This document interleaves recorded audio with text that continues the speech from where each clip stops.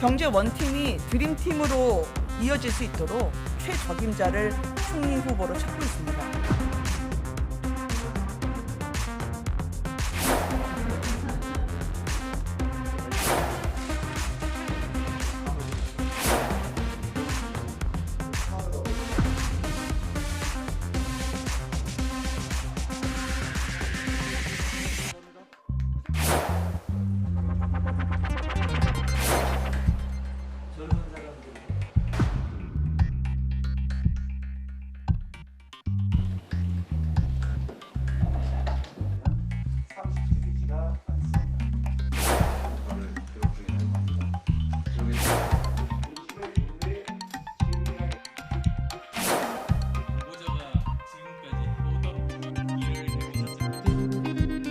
직접 내각에 참여하지는 않는 것이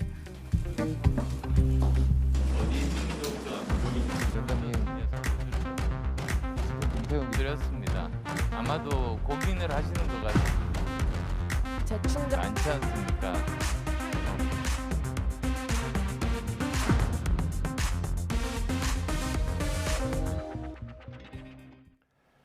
새롭게 시작될 윤석열 정부의 초대 총리는 누가 될 것인가에 관심이 모아지고 있습니다. 안철수 인수위원장은 총리직을 맡지 않겠다 이런 뜻을 밝혔는데요. 여야 협치의 첫 시험대가 될 총리 인준 문제 그리고 관련된 정치 현안들에 대해서 여야 의원들과 함께 이야기 나눠보겠습니다. 안녕하세요. 반갑습니다. 네, 안녕하세요. 두 분 뭐 처음 이 자리에 모시는 것 같은데 오늘 또 재밌게 이야기를 나눠보겠습니다. 먼저 오늘 오전 안철수 인수위원장의 기자회견이 있었는데 먼저 여기서 나온 발언을 듣고 오겠습니다. 제가 정말 더 집중해서 국가와 국민에게 봉사하기 위해서는 어느 정도 재충전의 시간이 필요하다는 생각을 가지게 됐습니다. 당의 지지 기반을 넓히는 그런 일들, 그리고 또 정권이 안정될 수 있는 그런 일들에 제가 공헌을 할 수 있는 바가 많다고 생각합니다.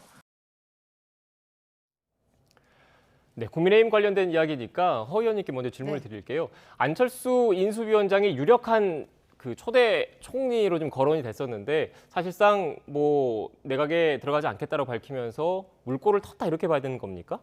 그죠. 불편함이라던가 네. 걱정거리를 우선은 덜어드리고 싶다라는 마음이 담겨 있고, 그리고 현재 인수위원장으로서 인수위에 있는 실무적인 부분을 완벽하게 마무리하고 싶다라는 그러한 의중도 담겨 있는 게 아닌가 싶습니다. 네. 지금 사실 인수위원장뿐만 아니라 코로나 관련된 부분들도 직접 관계하고 계시지 않습니까? 그래서 실무적인 일들을 지금 현재 하고 있는 것에 대해서 상당히 만족감을 드러내셨고, 그래서 이러한 부분에 대한 마무리를 명확하게 하겠다라는 말씀을 주시면서 당선인에 대한 걱정거리를 하나 좀 덜어드리고 싶었던 것이 아닌가 하는 생각은 듭니다. 네. 지금 뭐 오늘 오전에 나온 내용이니까 추가로 질문 하나 더 드리면 네. 앞서 그 윤석열 후보와 안철수 후보가 단일화 이 과정에서 안철수 당시 그때 국민의당 후보가 얘기했던 것 중에 하나가 행정직 경험에 대한 그런 그 열망이랄까요? 아쉬움 같은 걸 좀 이런 취지의 토론을 했었는데 인수위원장만으로 그걸 충족했다고 보면 되는 겁니까? 아니면 다른 생각이 있으신 건지? 글쎄, 안철수 위원장님의 속내까지는 제가 모르겠습니다만은 하지만 안철수 위원장님의 마음은 실무적으로 나의 실력을 보여주고 싶다라는 마음은 있으셨던 것 같습니다. 짧은 기간이지만 지금의 이 기간 동안의 결과에 대해서 좀 만족하시는 것 같고, 마무리하는 중간에 이제 믿을 만한 전문가적인 장관들을 제대로 선임해서 내 실력을 보여주고 싶다로 우선 첫 번째 만족을 하시는 것이 아닐까라는 식으로 추측은 가능하지 않을까 싶습니다. 네. 고 의원님께서는 어떻게 보세요? 오늘 안철수 위원장의 기자회견. 저는 굉장히 잘하신 결정이라고 생각합니다. 그러니까 뭐 진영을 떠나서 정치라는 게 예측 가능한 길을 갔을 때는 별로 크지를 못하는 것 같더라고요. 네. 예측하지 못한 수를 놓았을 때 그리고 자신을 희생하는 모습을 보였을 때 국민들이 가장 많은 박수를 보내주시고 있는 것 같고요. 다만 이제 앞으로 이제 인수위에서는 이제 새 정부 출범에 맞춰서 그 다음 이제 장관들 임명을 해 나가야 될 텐데요. 여기에서도 이제 그 분야의 전문가적 식견을 갖고 계신 분이니까 아마도 많은 조언들을 하시지 않을까, 추천을 하시지 않을까 싶은데 그 면면들도 그래서 더더욱 궁금하기도 합니다. 어떤 네. 분들이 나올지. 뭐 안철수 위원장의 속내는 안철수 위원장만 아실 텐데 고 의원님께 추가로 좀 질문을 드리면 안철수 위원장이 이렇게 총리에 가지 않고 당으로 돌아가면 궁극적인 목표는 오는 2027년 대선이지 않을까 이런 말씀하신 분들 많더라고요. 어떻게 보세요? 뭐 모든 정치인들이라면 다 그런 상상들을 당연히 하고 있으니까요. 그러나 말씀하신 것처럼 지금 당장은 너무 에너지가 많이 소진되어 있으니 좀 쉬고 싶다 하는 말이 저는 진심으로 좀 받아들여지고요. 향후에 무엇을 하겠다라는 목표를 예를 들어 5년 후에 내가 대선을 하겠다라는 걸 지금부터 그 목표만 가지고 간다면 전 오히려 국민들 동의가 얻어지기 어려울 거라고 봅니다. 네. 분명 그 안에서 어려운 시기들이 또 있을 텐데요. 그걸 어떻게 지혜롭게 넘나드느냐를 보시고 국민들께서 선택을 해주시겠죠. 네, 실제로 안철수 위원장도 좀 말을 아꼈습니다. 이런 기자들의 질문이 있었는데 뭐 당장 당권 도전이라든지 이런 부분에 대해서는 말을 좀 아꼈거든요. 어떻게 보세요? 저는 위원장님께서 말씀하셨던 거 1년이면 상당히 긴 네. 시간이다라고 말씀하셨던 거에 동의합니다. 정치권에 와보니까 정말 다음 날도 어떻게 될지 모르기 때문에 그러한 예측을 하기보다는 미래에 대한 어떤 큰 그림을 그리고 가는 것은 의미가 있지 않나 하는 생각이 듭니다. 네. 일단 안철수 위원장이 그렇다면 어떤 역할을 할지 뭐 당분간 재충전의 시간을 갖는다고 하더라도 당장 6월 지방선거를 앞두고 있지 않습니까? 양당 모두 선거 체제로 또 돌입을 할 테고 선대본을 꾸릴 텐데 당장 뭐 국민의힘만 놓고 본다면 이준석 대표가 있기 때문에 이준석 대표를 중심으로 선거를 치르겠지만 또 안철수 위원장이 어떤 역할을 할지에 대해서도 좀 궁금하거든요. 네, 지금 사실 합당에 대해서도 속도감 있게 네. 진행이 되고 있고 이제 국민의 당이 아니라 같은 당의 일원 아니겠습니까? 네. 안철수 지금 위원장님께서는 선거 때도 많은 뭐 역할을 해주셨다라고 생각하고 이번에 지방선거에도 분명히 어떤 도움을 주기 위한 긍정적인 어떤 사인을 주시지 않을까 하는 생각은 듭니다. 네, 당장 직접 어떻게 보면 뭐 경기도지사라든지 선수로 뛸 그런 생각은 없다라고 밝혔기 때문에 네, 그런 부분은 예측하기 어려울 것 같습니다. 예측하기 어렵다는 건 어떤 의미입니까? 그분은 그렇게 말씀을 하셨지만 네. 어쩌면 또 누군가가 원할 수도 있지 않을까 하는 생각은 좀 드는데 우선은 충전의 시간을 말씀을 하셨으니까 안철수 위원장님께서는 나가고 싶지 않으실 것 같고 하지만 뭐 필요한 곳이 있다면 또 누군가가 요청을 할 수도 있지 않을까라는 뭐 한 2, 3%의 가능성은 네. 열어놔야 되지 않을까 여운을 남기셨는데 어떻게 보세요? 그런데 이제 안철수 위원장님의 몫보다도 저는 오히려 더 궁금한 건 국민의당 안에 있는 이제 다른 의원님들의 그렇죠. 위치가 과연 어디로 갈 수 있을 것인가. 안철수라는 개인은 그러한 선택을 해서 이제 국민들에게도 박수를 받고 계시지만 그와 함께 뜻을 같이 했던 그 동지들의 거취는 어떻게 할 것인가. 근데 이에 대해서 선거 기간 내내 이준석 대표는 굉장히 강하게 선을 그어왔었거든요. 그것을 어떻게 정리할지가 굉장히 큰 숙제일 것 같습니다. 네, 그러니까 쉽게 얘기해서 좀 시청자 여러분들의 이해를 돕기 위해서 두 당이 합당을 하면 결국 이 공천권, 그러니까 지방선거에서 누가 후보로 나갈 것인지, 국민의힘의 후보로 나갈 것인지를 놓고 지분 싸움이 좀 벌어질 수도 있다 이런 취지의 말씀이신 것 같네요. 그렇죠. 네, 어떻게 보세요? 저희는 우선은 최고위원도 그 자리를 마련해 두고 있고 네. 그리고 공천권도 주는 것을 이렇게 룸을 마련을 해놨습니다. 그래서 그러한 부분은 현재 이제 통합에 대한 얘기를 할 때도 합당 얘기할 때도 문제가 되고 있지 않습니다. 그러면은 몇 자리를 공천을 주겠다라는 룸을 마련하셨다는 건가요? 네네. 그러니까 현재 국민의당에서 희망하시는 부분에 대해서는 웬만하면 다 받아주는 것으로 지금 원칙을 세워서 이야기 나누고 있어서 그 흐름이 지금 뭐 상당히 긍정적이다라고 보고받았습니다. 그 비율이 얼마나 되나요? 그 비율을 정할 수가 없는 게 네. 숫자라던가 이 인원, 그러니까 숫자와 인물에 대한 조금 고민이 있으신 것 같더라고요, 국민의당에서. 네. 그래서 그것을 퍼센테이지로 정하는 것은 쉽지 않을 것 같고요. 우선은 공천위에 대해서는 공간이 자체에 누군가를 둔다라는 룸은 확실하게 마련해놨고 또 최고위원 자리도 마련해놨습니다. 그런데 관건은 지금 국민의힘 기존의 그 해당 지역에서 선거를 준비하셨던 분들이 계실 거잖아요, 분명히. 이런 반발도 만만치 않을 것 같다는 생각이 좀 드는데.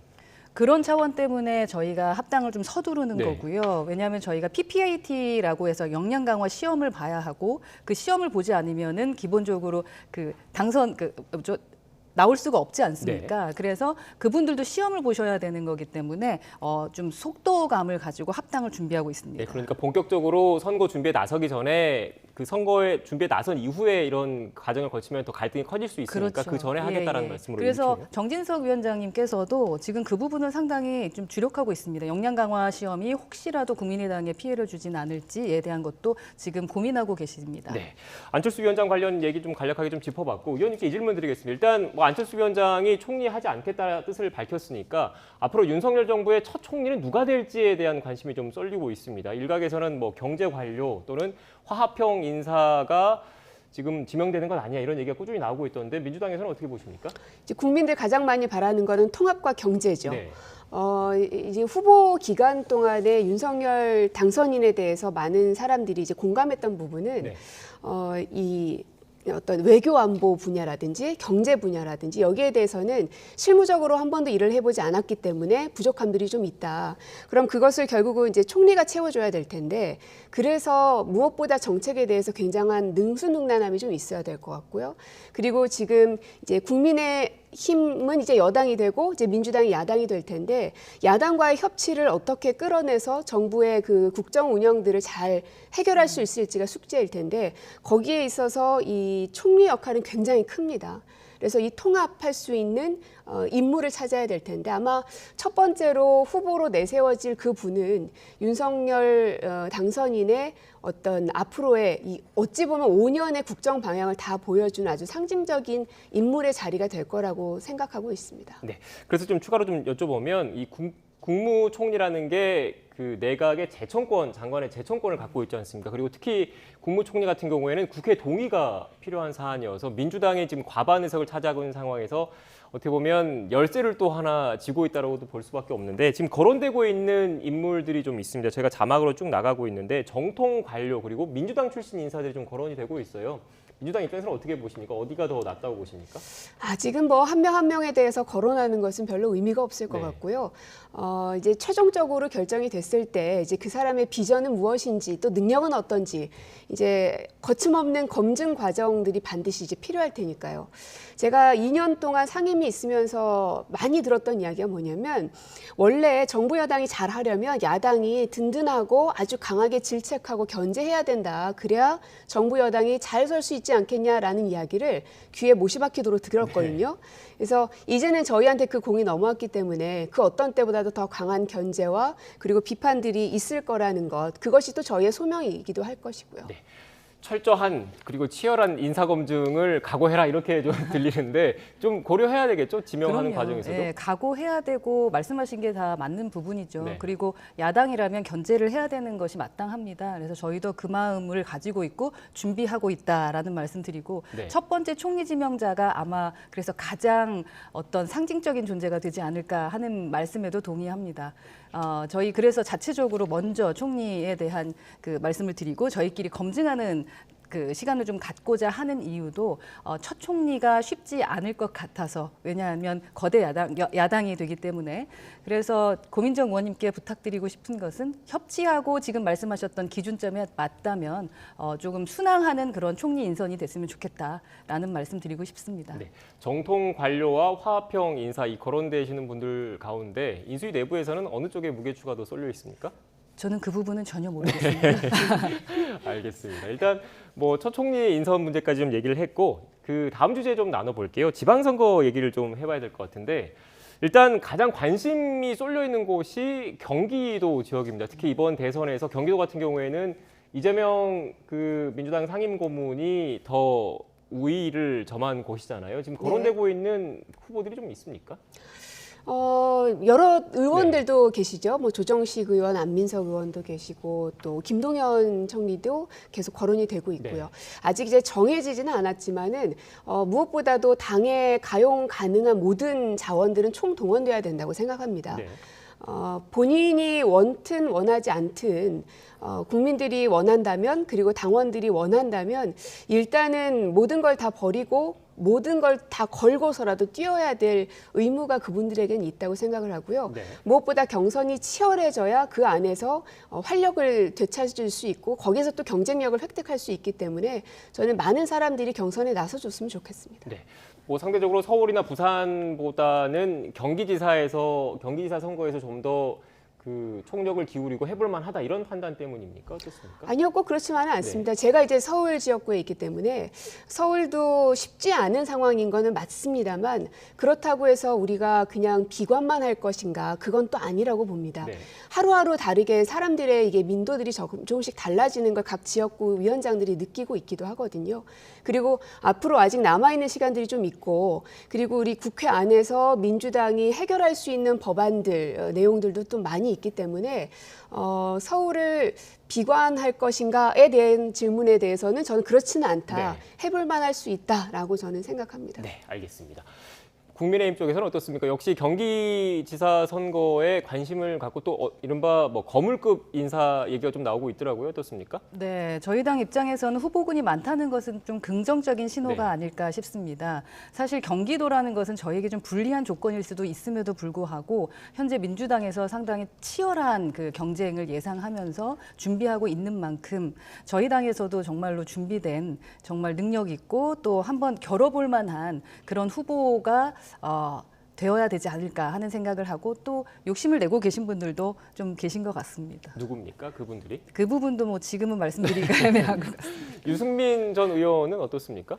오늘 뭐 기자회견 하시기로 했으니까요. 네. 그걸 들어봐야 되지 않을까 싶습니다. 기자회견 내용이 어떻게 나올까요? 일단 뭐 당내 일각에서는 경기지사 선거 워낙 중요하니까 대선 주자급이 좀 나와서 그 어떻게 보면 국민의힘의 당 차원의 힘을 좀 보태야 된다 이런 의견들이 좀 많았었잖아요. 네, 그런 의견이 좀 더 많았는데 유승민 전 대표께서 어떠한 결정을 하셨는지는 저희가 직접 들어봐야 되지 않을까 싶습니다. 좀 말씀을 조심스럽게 해주셔서 일단 뭐 민주당에서는 지금 거론되시는 분들이 뭐 김동연 전 부총리 그리고 뭐 안민석 의원, 조정식 의원 이렇게 쭉 거론되시잖아요. 그런데 네. 공통점을 좀 보면 이재명 전 지사와의 그 관련성이랄까 연관성 이쪽에 좀 초점이 맞춰지는 것 같더라고요. 어떻습니까? 그렇게 보고 싶으신 거겠죠? 일단 민주당의 대통령 후보였기 때문에 그분과 관련되어 있지 않다고 볼 수 있는 사람이 누가 있을까? 네. 일단 그 생각입니다. 원래 김동연 부총리님이 이재명의 사람이었던가라고 묻는다면 또 아니라고 볼 수도 있는 거 아니겠어요? 그래서 그렇게 이 구분해서 해석하는 것은 좀 무리스러울 것 같고요. 다만 이번 선거에서는 저희가 이 대통령 선거에서 지기는 했지만 역대 어떤 선거보다도 1,600만이라는 굉장히 많은 표를 얻었던 선거이기도 합니다. 네. 한 번도 그 수를 얻어본 적이 없었거든요. 그래서 이 1,600만의 표를 얼만큼 다 결집해낼 것인가. 그리고 그에 더해서 경기도나 서울이나 부산이나 각 지역마다의 인물 경쟁력들이 플러스가 된다면 훨씬 해볼 만한 싸움이 될 것이다. 그리고 그걸 잘 이끌어야 되는 게 또 우리의 역할이기도 하고요. 네. 일단 서울 얘기도 좀 해볼게요. 서울은 오세훈 시장이 다시 한번 도전하는 쪽으로 공감대가 형성이 돼 있는 겁니까? 어떻습니까? 네, 저희는 그쪽에 더 비중을 두고 있습니다. 네, 부산 역시 마찬가지입니다. 네, 부산도 그렇고요. 네. 일단 그러면 뭐 마찬가지라고 하시니까 딱히 뭐 더 드릴 질문이 없는데 민주당은 어떻습니까? 민주당은 뭐 거론되시는 분들이 또 있는 것 같은데 서울과 부산에서. 그렇죠. 여러분들이 지금 언론에서 계속 거론이 되고 있고요. 지금 당장 거론되지는 않고 있지만 또 이제 물밑에서 거론되는 사람들도 또 있습니다. 네. 그리고 새롭게 또 차출되실 분들도 계실 거고요. 그래서 다양한 사람들이 등장하느냐 마느냐가 사실 민주당한테는 첫 번째 난제 그리고 꼭 넘어야 될 산이라는 생각입니다. 네. 좀 서울시장 얘기를 해볼게요. 뭐 지금 화면에도 나가고 있는데 송영길 전 대표, 뭐 이낙연 전 대표, 임종석 전 실장 여러 사람들이 좀 거론이 되고 있는데 이게 또 이른바 친문 그리고 친명 이런 그 신경전이랄까 이렇게 또 분석하는 시선도 있는 것 같더라고요. 어떻게 보십니까? 참 그 프레임을 언제쯤 벗어날 수 있을까? 그러니까 제가 이제 내부에서 봤을 때는 어떤 의원에 대해서 친명이라고 한다고 해서 그 사람이 친명인가 하면은 좀 아닌 경우들도 왕왕 있거든요. 그래서 언론에서 그렇게 이름 짓는 것이 의미가 얼만큼 있는가 하는 생각이 좀 듭니다. 그래서 친명, 친문 이런 시선으로 보지 마시고 우리 민주당에서 지금까지 역할을 얼만큼 했던 사람이고 앞으로 얼만큼 잘 이끌어갈 사람인가 또 무엇보다 통합을 잘 만들어낼 수 있는 사람이 누구인지를 좀 봐주시면 좋겠습니다. 네, 지금 제가 거론한 이런 인물들이 실제로 당내에서 뭐 출마라든지 이런 의견들, 이런 얘기들이 나오고 있는 건 맞는 거죠? 네, 그렇죠. 네, 예. 알겠습니다. 일단 뭐 서울 얘기를 또 해봤는데 서울 오세훈 시장 지금 재도전이 뭐 확실시되고 당내에서도 어느 정도 좀 분위기가 형성이 된 것 같은데 판세 현재까지는 어떻게 보십니까? 저희는 꼭 승리해야 되고 네. 가능하다고 생각하지만 그러나 자만해서는 안 되겠죠. 뭐 송영길 대표님이 나오시게 된다고 했을 때도 만만치 않은 분이시기 때문에 더 열심히 준비하고 진행해야 되지 않을까 하는 생각이 들고 지금 고민정 의원님께서 말씀하셨던 것처럼 현재의 정치 문화에서는 어떤 계파 문화라는 것이 얼마나 득이 될지 그건 좀 예측하기 어렵기 때문에 근데 외부에서 바라봤을 땐 왠지 이재명 개가 뭔가 이번에 마지막을 마무리하고 싶은 것을 이번 단체장으로 생각하시는 것은 아닌가라는 식으로 바라볼 수 있기 때문에 그러한 계파가 아닌 실력자들이 나와서 국민의 선택을 좀 받을 수 있으면 좋겠다라는 생각은 듭니다. 네, 부산 얘기도 해볼게요. 부산도 국민의힘 같은 경우에는 지금 박 시장이 다시 도전을 하고 거기에 대한 공감대가 형성이 돼 있는 겁니까? 네, 공감대는 형성돼 있는데 네. 또 뭐 급작스럽게 어떠한 분이 오시게 된다면 어떻게 네. 될지 모르겠습니다만 지금까지는 그 두 분에 대해서는 긍정적으로 생각하고 있는 것으로 알고 있습니다. 네, 어제 딱 이 자리에 전재수 의원님이 나오셔서 부산 민주당은 어떻게 되냐 했더니 합의 추대 얘기가 좀 나오는 것 같더라고요. 들으신 게 있으세요? 아니요, 저는 뭐 구체적으로 들은 바는 없고요. 네. 저는 오히려 이 서울과 부산을 국민의힘에서 현 시장들로 그냥 확정적으로 얘기하시는 것이 새롭게 거기에 도전하고 싶으신 분들도 계시지 않을까라는 얼핏 생각이 들어서 경선은 아예 문을 닫고 계신 건가 하는 궁금증이 좀 드네요. 네. 저희가 재보궐선거로 모신 분들이시고 그리고 그 자신의 결과물을 내기까지 시간이 짧았습니다. 특히 서울시 같은 경우는 서울시 의회에 계신 분들이 저희 당 출신이 아니어서 오세훈 시장이 직접적으로 해결하고 싶고 어떤 결과물을 내고 싶은 것들을 못 낸 걸 저희가 알고 있거든요. 그래서 그들의 그 지금까지의 실력을 또 다른 실력으로서 결과물로서 보여주는 것을 기대하는 차원이다라고 생각해 주시면 어떨까 싶습니다. 그러니까 경선은 없다는 거네요. 간단합니다. 아니, 그건 뭐 제 생각인 것이 결정된 확실하게 것은 답을 안 아닙니다. 주신 것 같긴 한데, 네, 알겠습니다. 일단 그 얘기 해볼게요. 민주당 얘기는 그 뭐 경기지사 선거, 뭐 다른 지역도 다 마찬가지겠지만 이번 지방선거에서 어떻게 보면 민주당이 의미 있는 성과를 내고 또 그 과정에서 이재명 전 지사가 어느 정도 역할을 했을 경우에 8월에 좀 당대표 선거가 있는 거지 않습니까? 네. 그때 이재명 전 경기지사가 어떻게 보면 다시 전면에 등장하는 것 아니냐 이런 분석들도 나오고 있던데 의원님께서는 어떻게 보세요? 글쎄요, 결국 이제 본인의 판단이 가장 중요합니다. 네. 근데 이제 예전에 문재인 당시 이제 후보 그리고 당대표로 되셨을 때의 역사들을 다시 한번 돌이켜 봤을 때는 그때 12년에 선거하시고 한 2년 정도 후에 당대표에 도전하셨던 걸로 기억이 납니다. 그래서 네. 그 중간 기간들에는 이제 그 여행을 가시기도 하고 본인의 이제 정치적 그 두께를 더 두텁게 하기 위해서 공부도 많이 하시고 그런 기간들이 있었는데요.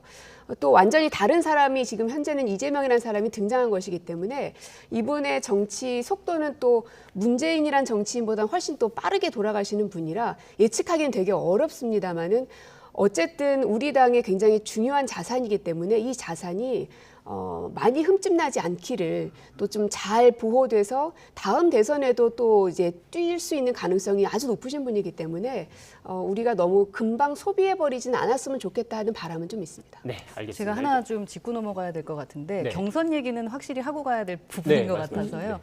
그러니까 사실 이준석 대표는 기본적으로 이번 지방선거는 모두 다 경선을 하겠다라고 얘기한 부분이고 단체장 측면에서는 전략공천이 필요한 부분도 있을 것 같다라고 이야기했던 상황이다. 그 결과는 정진석 위원장님이 결정을 하게 됩니다. 조금 전에 말씀드렸던 것은 대부분의 분들이 그렇게 생각하고 있다라는 것을 제가 전달한 것이다. 일반적인 여론을 전달한 일반적인 것이다. 여론을 네. 전달한 것이다라고 생각해 주시면 일단 지금 민주당도 그렇고 국민의힘도 그렇고 공관위는 구성이 됐는데 세부적으로 최종적으로 확정되거나 뭐 이런 건 아닌 거잖아요. 그러니까 그렇죠. 좀 더 지켜봐야 할 것 같다는 생각이 들고 또 후보자 몇몇 역시 아직 시간이 좀 남았기 때문에 좀 더 지켜보고 나서 맞습니다. 또 조만간 기회를 만들어서 얘기를 해보고요. 주제를 좀 바꿔보겠습니다. 김종숙 여사의 옷감 논란이 계속 좀 불거지고 있는데 관련한 녹취가 있거든요. 녹취를 듣고 대담 이어가겠습니다. 손바닥으로 하늘을 가리려고 공개하지 않겠다라고 이야기하고 또 실제로 공개하지 않는 것은 더 화를 크게 불러일으키고 형사 책임 문제, 형사 처벌 문제까지 이야기하고 있기 때문에 이 문제에 대해서는 문재인 대통령께서 솔직히 재임 중에 공개를 하시는 것이 국민에 대한 도리이기도 하고 향후에 여러 가지 그 논란을 덜 키우는 문제가 아닐까 생각합니다. 그럼 지난 5년간 김정숙 여사의 의상 구입을 위해 특활비가 쓰인 적이 전혀 없다. 예, 한 푼도 없습니다. 저희가 판단할 때는 공개할 수 없는 내용들이 있기 때문에 공개할 수 없다고 최종적으로 입장을 정리한 거고요. 그럼에도 불구하고 공개하라면 그거는 과정을 거쳐서 공개를 결정하면 그렇다면 따르지 않을 도리가 없는 거겠죠. 네, 고 의원님도 지금 청와대에 계셨던 경험이 있으시기 때문에 질문을 좀 드릴게요. 이런 논란에 대해서 어떻게 생각하십니까? 글쎄요. 일단 기본적으로 저는 이제 정부 초기부터 있었던 사람이었기 때문에 그 당시에는 이제 박근혜 정부에서 특활비로 옷을 구입하는 것이 한참 논란이 됐었습니다. 네. 그 이후에 들어간 정부여서 다른 건 모르더라도 거기에 대해서 특활비를 썼을 리가 만무하지 않겠습니까? 상식적으로 생각해 봤을 때. 그럼에도 불구하고 특활비라는 것은 법적으로 공개할 수 있는 근거도 없고 권한도 없고 그렇기 때문에 할 수 없는 것이기 때문에 자꾸 특활비로 공격을 하고 계시는데 사실 이게 좀 똑같습니다. 이 윤석열 검찰총장 당시에도 147억이었던 걸로 기억하는데 그 특활비에 대해서도 역시 시민단체에서 소송을 했고 거기에 대해서 법원에서는 공개하라라는 판결을 내리기도 했었거든요. 그러니까 이게 특활비 문제가 계속 반복되고 있는 것 같습니다. 진영을 넘나들면서. 그래서 이거를 이렇게 막 손바닥으로 하늘을 가리는 거 아니냐, 공개해야 되는 거 아니냐, 할 수 없다는 걸 뻔히 알면서도 저렇게 말씀하시는 건 좀 비겁한 것 같습니다. 네. 그러니까 뭐 사비로 구입을 했고 전혀 문제될 게 없다라는 입장이신데 또 근데 국민의힘 입장에서는 그렇게 문제될 게 없으면 공개하면 되는 것 아니냐 그리고 법원에서도 공개를 하라고 하지 않았느냐 이런 입장이실 것 같아요. 네, 이 부분에 이제 문재인 정부의 핵심은 이거 네. 같아요. 도덕적인 잣대라던가 정치적인 어떠한 그 접근이 기존에 저희에게 했었던 그대로 하시면 되는 것 같거든요. 그래서 이제 예를 들면 내로남불이라던가 아시타피라는 얘기가 자꾸 나오는 부분이 아닌가 싶습니다. 기억하시겠지만 2012년 대선 당시 때도 그 옷감 문제 갖고 얘기를 많이 하셨어요. 진성준 대변인께서 당시 박근혜 후보의 의상 관련해서 몇 벌의 여성 정장값이 뭐 수억 원이다라고 말씀하시면서 지속적 공격을 하셨었고 또 2016년에는 민주당이 박 대통령한테 의상값 총액이 수억 원으로 추정된다. 서민 심정 생각하다면 이럴 수 없다라고 비판하셨거든요. 이렇게 비판하셨던 것은 공개할 수 없다라는 걸 알고 있으면서도 아마 서민적인 심정을 이해하라. 라고 말씀하시면서 국민들을 흔들었던 것을 아마 기억하고 계실 겁니다. 그래서 그러한 정치적 신뢰로 접근을 하시게 된다면 공개 안 할 이유가 뭐가 있을까? 그들의 정치적 의지대로 공개를 하시면 좋겠다라는 생각이 들고요. 아마 조금 전에 김재원 최고, 그러니까 전 최고죠. 전 최고위원이 얘기하는 부분은 전 이게 아닐까 싶습니다. 저희 국회의원들도 이제 공직자가 되면서 공직자가 재산을 목록을 다 공개하게 되죠. 그렇죠. 그 중에서도 보물 같은 경우는 500만 원 이상이 되면 다 공개하게 돼 있습니다. 네. 근데 국민들께서 지금 제시하고 계시죠. 여러 가지 액세서리라던가 그것들이 예상치 못한 가격인 것 같아. 그렇다면 사비로 구입을 하셨을 때 그게 재산 목록에 이제 등록이 되면 되는 거죠. 어차피 공개할 것이라면은 만약에 사실이라면 그 사실이 아니라면 뭐 공개가 안 될 수도 있을 텐데요. 여하튼 공개를 하는 것이 법적으로 우리가 되어 있는 것처럼 국민들께서 공개했으면 좋겠다라고 말씀하시는 것이 그렇게 그만큼 잘못된 것일까라는 생각은 듭니다. 제가 아주 간단한 질문을 하나 드리겠습니다. 허은하 의원님도 옷을 입으시고 구두를 사시고 그러시죠. 그거 어디서 언제 사셨는지 공개 다 하시겠습니까? 하실 수 있습니까? 그러니까 하실 수 있겠습니까? 그게 가능하냐 말입니다. 사비로 구입했을 때 카드로 샀겠죠? 때로는 현금으로 샀을 수 있고요. 얼마인지 몇 월에 샀는지 기억 못할 겁니다. 그러시죠? 보통의 사람들은 다 그렇습니다. 저분도 사람이기 때문에 똑같은 겁니다. 그런데 그것을 공개해라. 어디서 어떻게 공개하라는 말씀이신지. 그러면 허은하 의원님의 옷값 카드 내역에 대해서도 공개할 자신이 있으신지를 먼저 여쭙고 싶은 겁니다. 공개를 해야 되는 입장이 된다면 공개를 해야겠죠. 가능하겠다고 저는 생각하시는 그 말씀을 겁니까? 좀 드리고 싶은데요. 저는 제 옷값이 어느 카드에서 언제 샀는지 기억이 나질 않습니다. 그리고 제가 그 안에 어떤 종류의 옷인지도 카드 내역에는 없지요. 그냥 기껏해야 백화점 이름이든지 아니면 브랜드 이름이든지 쇼핑몰 이름이든지 이 정도로 기록이 되어 있습니다. 그럼 그게 어떤 옷인지 매칭 가능하십니까?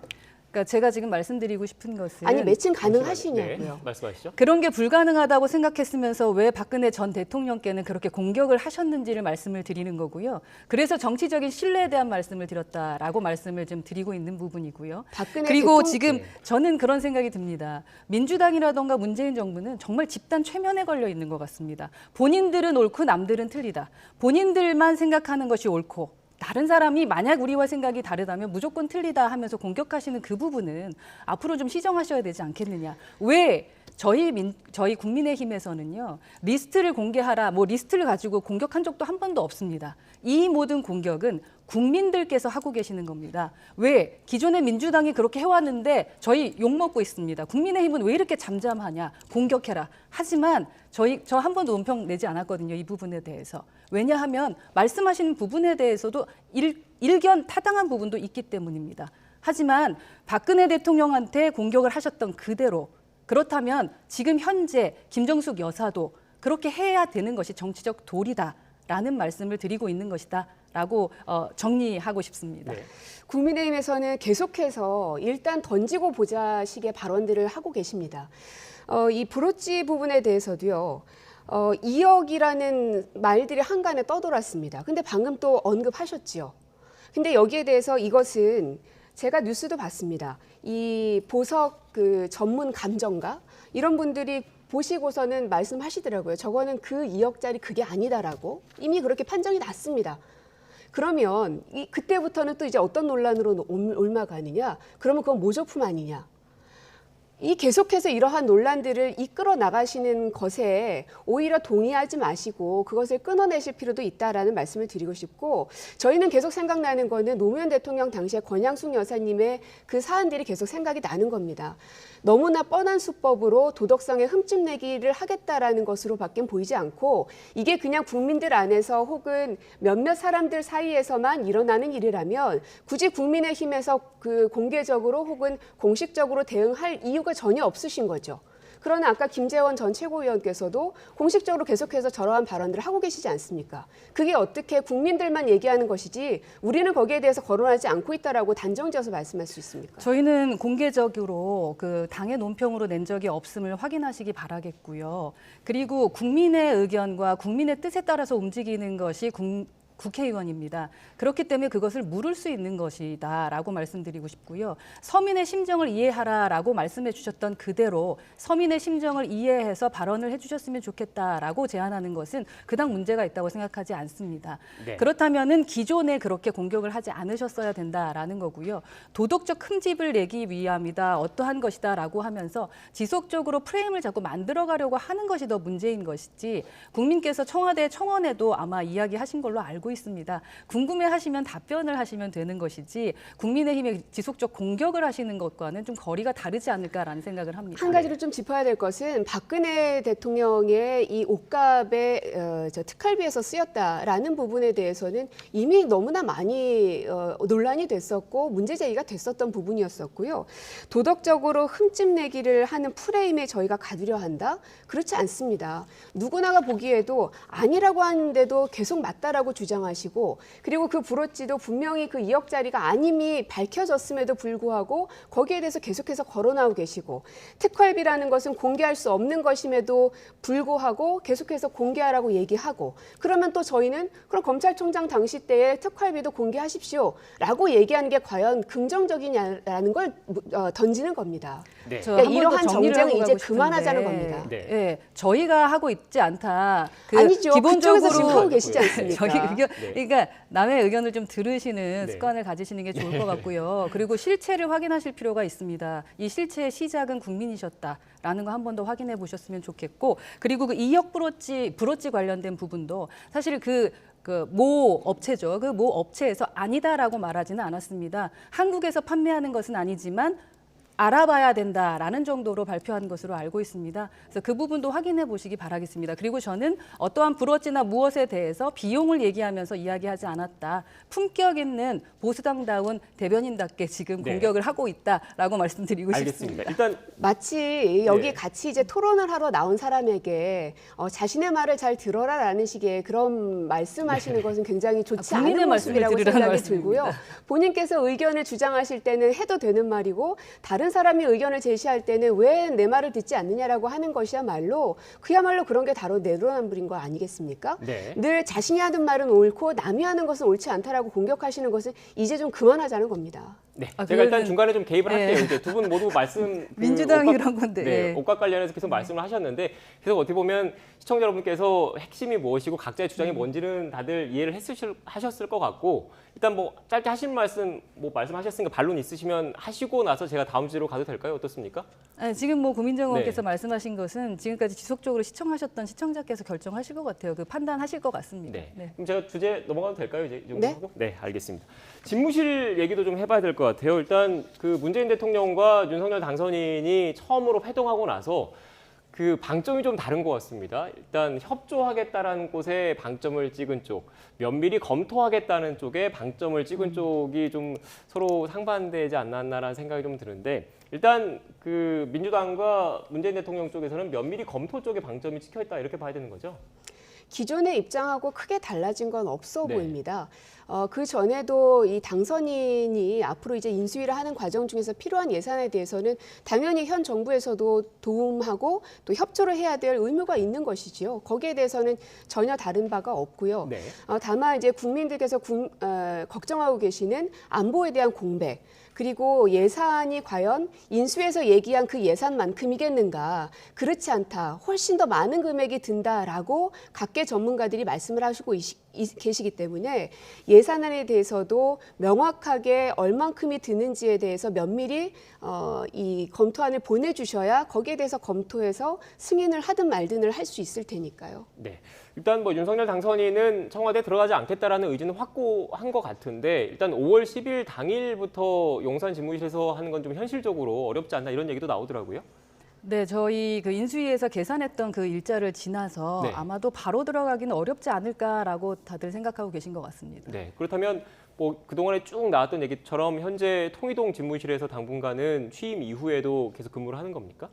뭐 그렇게 되지 않을까 싶은데 네. 자세한 부분은 또 어떻게 변화될지는 더 확인해 봐야 될 것 같습니다. 네, 알겠습니다. 일단 집무실 이전 관련된 얘기도 좀 나눠봤고 또 쟁점 가운데 하나가 이른바 임대차 3법입니다. 이것과 관련해서 지금 인수위 측에서는 문제가 있으니까 좀 개정하거나 축소하거나 이렇게 해야 된다 이런 입장인데 법 개정 사항이기 때문에 어떻게 보면 국회 문턱을 넘어야 합니다. 하지만 민주당에서는 좀 부정적인 입장인 거죠. 일단 이 임대차 3법이라는 거는 세입자의 이제 거주권들을 네. 보장하는 게 가장 첫 번째이지 않겠습니까? 그래서 이 법이 시행된 지 지금 2년이 됐고 올해 한 7월 정도 되면 이 계약갱신 청구권이 이제 도래하기 때문에 여기에 대해서 시장이 어떻게 반응할지를 좀 살펴볼 필요도 있겠다.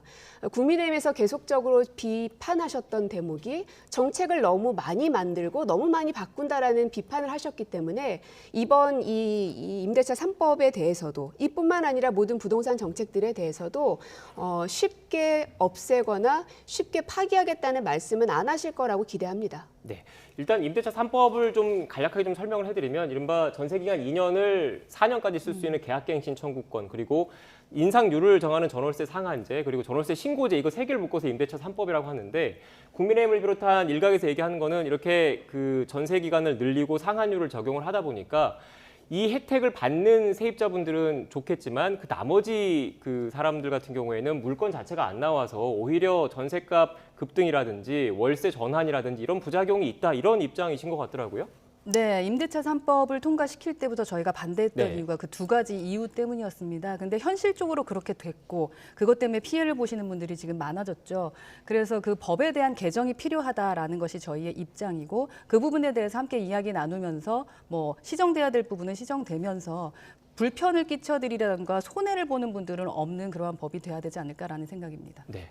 하지만 지금 말씀하셨던 것처럼 이제 2년밖에 안 된 법인데 이걸 또 바꾸면 오히려 시장에 또 혼란을 주고 선의의 피해자가 양산되는 것 아니냐. 그러니까 신중해야 된다는 게 민주당 입장인 거잖아요. 그렇죠. 이미 2년 전에 시작하셨던 분들은 앞으로 2년만 내가 여기 사는 것이 아니라 2년을 더 살 수 있다라는 기대 심리를 이미 갖고 계시는데 국민의힘의 그러한 발언들로 인해서 내가 그러면 여기서 이제 나가야 되는 것인가라는 고민에 또다시 휩싸이게 되거든요.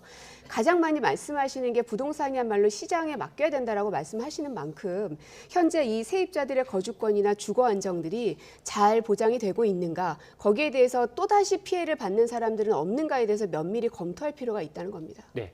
근데 민주당의 추가로 좀 제가 여쭙고 싶은 게 지난 대선 과정 어떻게 보면 부동산 이슈가 가장 큰 핵심 주제 가운데 하나였다 이런 분석이 많았잖아요. 그래서 뭐 이재명 당시 후보도 그렇고 민주당도 그렇고 현 정부의 부동산 정책에 대해서 아쉬웠던 부분은 좀 개선을 해나가겠다 이런 입장을 피력하기도 했는데 임대차 3법과 관련해서도 뭔가 문제점이 있다면 전혀 뭐 그대로 유지를 해야 된다는 입장입니까? 아니면 어느 정도 보완을 할 필요가 있으면 보완을 해야 된다는 입장입니까? 당연히 문제점이 있다면 네. 보완해야죠. 네, 알겠습니다. 일단 이 부분도 좀 짚어봤고 마지막으로 이 얘기도 좀 해봐야 될 것 같아요. 이른바 그 전국 장애인 철폐연대 차별 철폐연대 시위와 관련해서 이준석 대표의 발언을 둘러서 논란이 좀 많이 불거지고 있습니다. 어떻게 생각하십니까?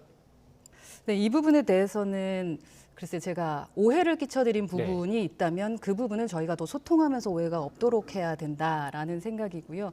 참 아이러니하게도 이번에 인수위에서 얘기했던 고속버스 등에 대한 장애인 저상버스 도입 이 자체를 이야기했던 사람이 이준석 대표입니다. 네. 그리고 선거 기간 내에 장애인 단체를 가장 많이 만났던 대표이기도 할 겁니다. 저도 같이 동행을 했고요. 그래서 그러한 부분을 어떻게 실행하고 편의를 봐줄 수 있을지 우리가 어떻게 그 차별 없는 세상을 만들 수 있을지에 대한 것들을 가장 많이 노력했었고 앞으로도 그렇게 움직일 것이다라고 말씀드리고 싶습니다. 네. 오해로 넘어갈 사안은 아닌 것 같습니다.